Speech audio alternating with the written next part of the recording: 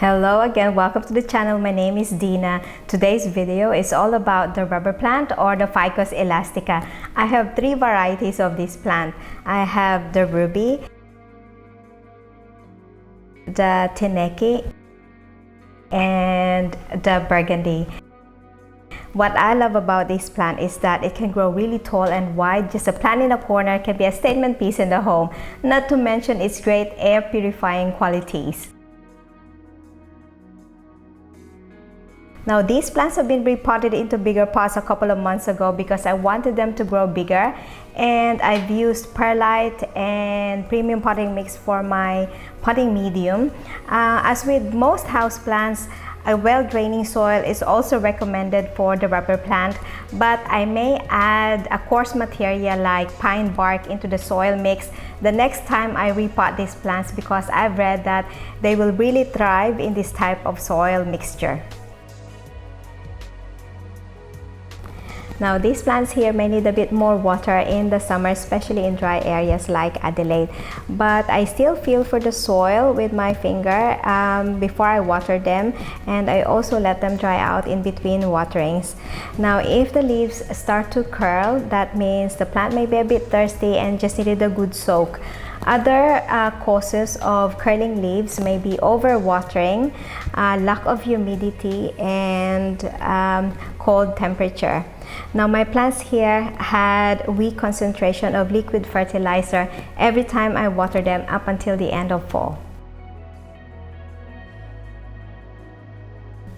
These plants here love a lot of bright indirect light, and for my plants here, they even had short period of gentle direct light in fall here in Adelaide when the UV index is in the lower end, and this happened after weeks of acclimating them to the sunlight, and it really brought out the colors and shine of the foliage.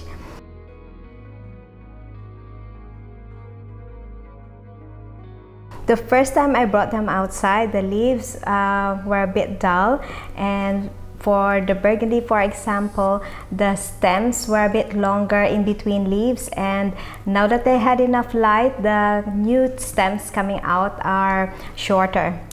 Wiping the leaves clean will also help them get more light, and that's very important to maintain the lovely pattern of the variegation.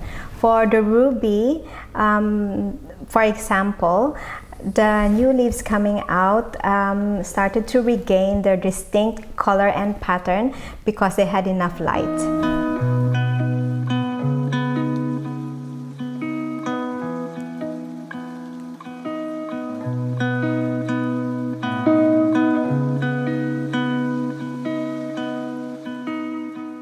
Now these plants can grow really tall if you want them to, and that's how I want my rubber plant. So I will wait for them to get to the height that I want before cutting the stem and propagating the cuttings in soil, or I may try air layering in the future. Be careful of the sap though when cutting this plant because it is toxic to humans and pets.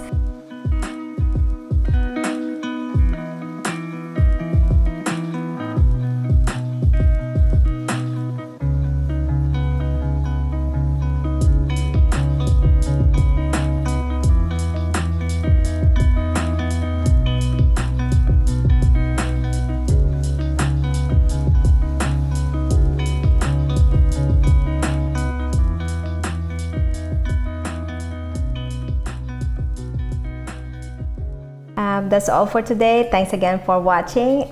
Please don't forget to subscribe, like, leave a comment, let me know how you're doing with your rubber plant, and hit the bell icon, and I'll see you in my next video.